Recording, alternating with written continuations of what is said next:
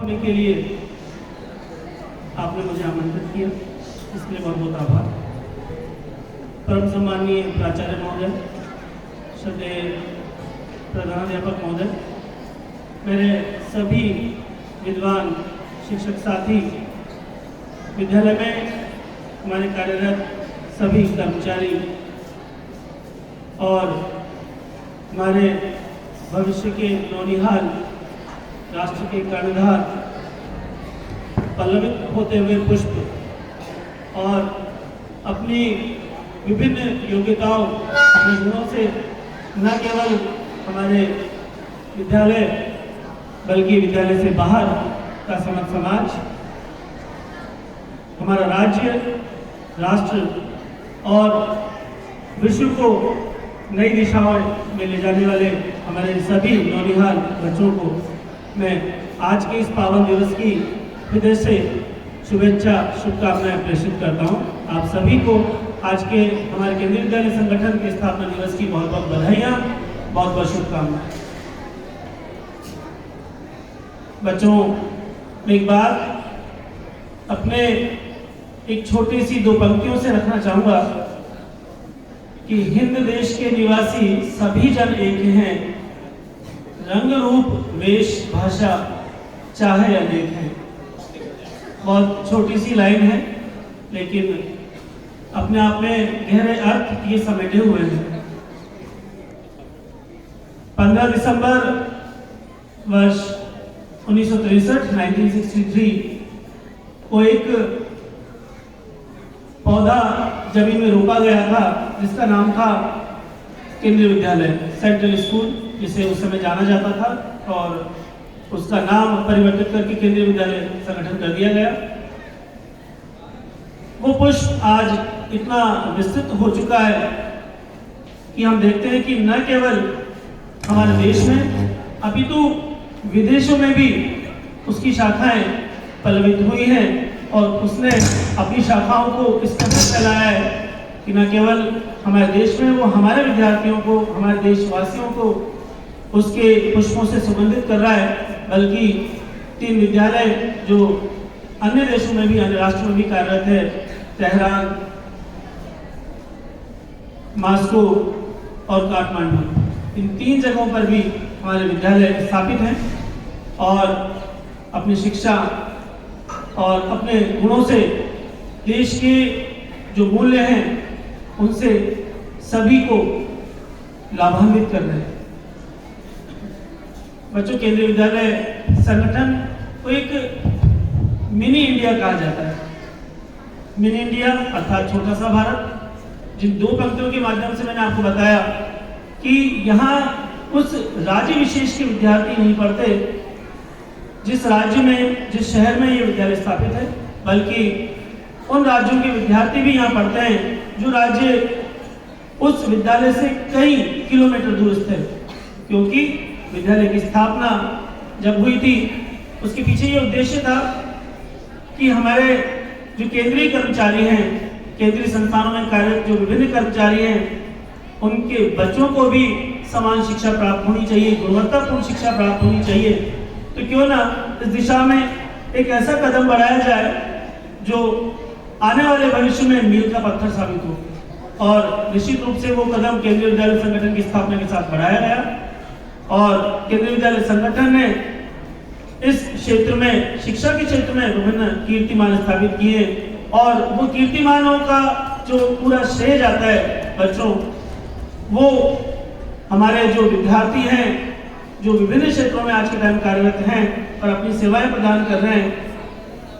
उन्हें जाता है।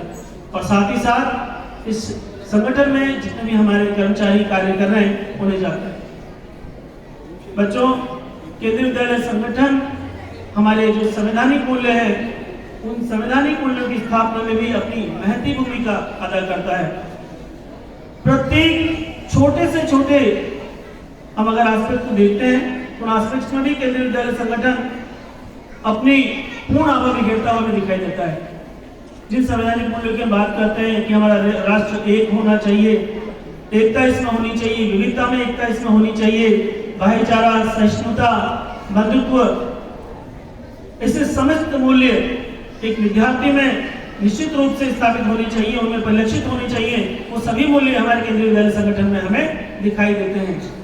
हमारे केंद्रीय विद्यालय संगठन में जिस लोगों को आत्मसात किया गया है, उस लोगों में और उसका जो मोटो है तत्त्वम पूषण अपावरण, उसमें शिक्षक और शिक्षार्थी, एक विद्यार्थी और शिक्षक के मध्य, गुरु के मध्य जिस संबंध की स्थापना की गई है वो ऐसा है कि न केवल विद्यार्थी शिक्षा प्राप्त करे, बल्कि साथ ही साथ जो उन्हें शिक्षक, उनके गुरुजन जो शिक्षा प्रदान कर रहे हैं, वो भी निरंतर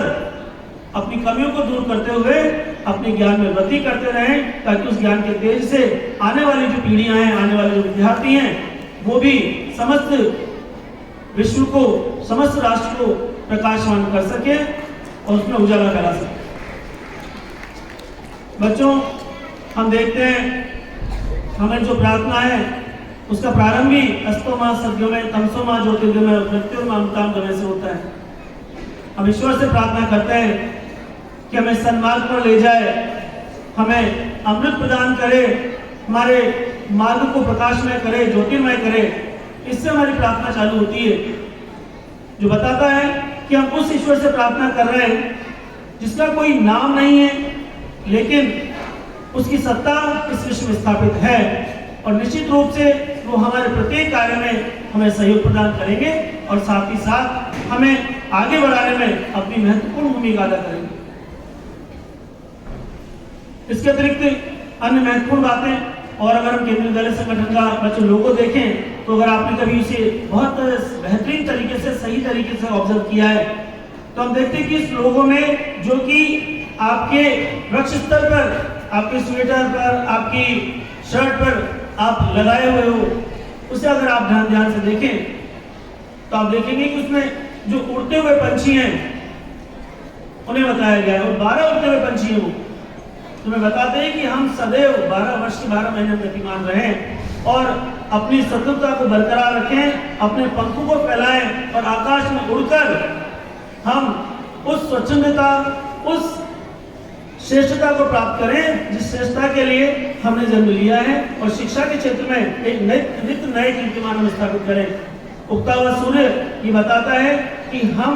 स्वयं को तो प्रकाशमान ज्योतिर्मय करें ही सही, साथ ही साथ हम समाज को भी ज्योतिर्मय करें। और इसके साथ खुली हुई किताब, अर्थात हम शिक्षा निरंतर प्राप्त करें और न केवल खुद को शिक्षित करें बल्कि समाज में भी एक शिक्षा का नया उजाला हम करें। बच्चों, ऐसे विभिन्न आयाम जो मैंने अभी बात की, आपसी की संवैधानिक मूल्य जितने भी हमारे प्रियम्बल में दिए गए हैं, संविधान में जिस समानता की मूल्यों की स्थापना की गई है, वो सभी मूल्य आपको केंद्रीय विद्यालय संगठन में देखने को मिलते हैं। विभिन्न भाषा और जाति के लोग यहाँ पे हैं, विभिन्न धर्मों के लोग हम साथ में पढ़ते हैं। इसके अतिरिक्त केंद्रीय विद्यालय संगठन विद्यार्थियों के लिए समय समय पर जो नई नई योजनाएं हैं, उन योजनाओं के माध्यम से विद्यार्थियों के सर्वांगीण विकास का मार्ग भी प्रशस्त करता रहा है। विद्यालय में न केवल शिक्षा से संबंधित एकेडमिक्स की जो हमारी एक्टिविटीज है वो चलती है, बल्कि साथ ही साथ बच्चों के सर्वांगीण विकास के लिए भी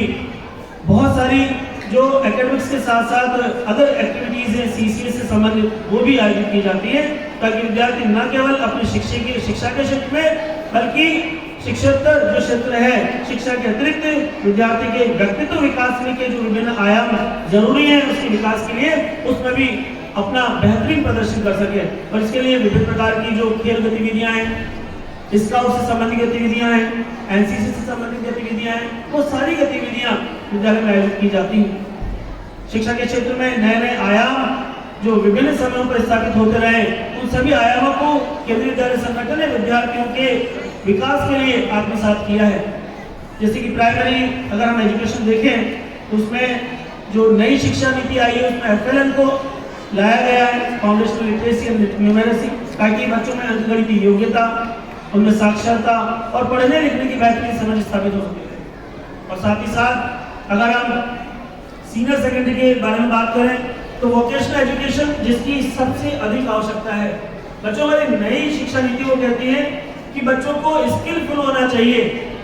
बच्चे न केवल किताबों को पढ़ें समझें, बल्कि साथ ही साथ उनके अंदर वो व्यवहारिक ज्ञान भी स्थापित हो, जिसकी वास्तव में उन्हें विद्यालय से बाहर निकलने के बाद बहुत ही अधिक आवश्यकता होने वाली है। वो कुछ सीखें, कुछ जाने और ज्ञान प्राप्त करें, अपने आप को स्किलफुल बनाएं, अपने अंदर कौशल का विकास करें। इसलिए वोकेशनल एजुकेशन को भी इसमें शामिल किया गया है। तो शिक्षा के क्षेत्र में नए नए जो भी आयाम स्थापित हो रहे हैं, नई नई चीजें, नई नई पहल हमारे शिक्षा मंत्रालय के द्वारा जो लाई जा रही है, वो भी केंद्रीय विद्यालय संगठन में निरंतर और बिना किसी विलंब के परिचय उसका करवाया जाता है। और इसके साथ ही हम देखें, बच्चों आपके विद्यालय में जो शिक्षक पढ़ाते हैं वो शिक्षक किसी क्षेत्र विशेष से चयनित होकर नहीं आते हैं, बल्कि पूरे देश में जो एक कंपटीशन होता है उस कंपटीशन को फाइट करके, इंटरव्यू देके वो पूरे देश में से सेलेक्ट होकर आते हैं। कोई एक क्षेत्र विशेष के टीचर्स आपके सामने नहीं होते। तो आप लोगों के विकास के लिए आपके द्वारा जो भी हम देखें, आपकी शिक्षा में आप आगे बढ़े, अपने व्यक्तित्व को उज्ज्वल बनाएं, और इसके लिए जितने भी कार्य हैं वो केंद्रीय विद्यालय संगठन विद्यार्थी हित में करता रहा है। तो आप सभी की जिम्मेदारी बच्चों कि जो गीत यहाँ से गाया गया, कौन सा गीत था वो? भारत का स्वर्णिम गौरव केंद्रीय विद्यालय लाएगा। निश्चित रूप से इसकी जो कड़ी है और इसकी जो कमान है वो सब बच्चों आपके ही हाथों में है, और इसका स्वर्णिम गौरव आप ही ला सकते हैं। जो भी यहाँ पर आपके शिक्षक हैं, आपके साथी हैं, वो सभी आपके इसमें भरपूर सहयोग करते हैं और आगे भी करते रहेंगे। और मुझे पूरा विश्वास है कि जो गीत आज यहाँ से प्रस्तुत किया गया उसे आप अपनी पूरे मनोयोग से और पूरी क्षमताओं के साथ स्थापित करने में और पूर्ण करने में अपनी महती भूमिका अदा करेंगे, अपना योगदान देंगे। इसी के साथ मैं अपने शब्दों को विराम देता हूँ। बहुत बहुत धन्यवाद। आज के लिए पुनः आप सभी को आज के दिवस की बहुत बहुत शुभकामनाएं।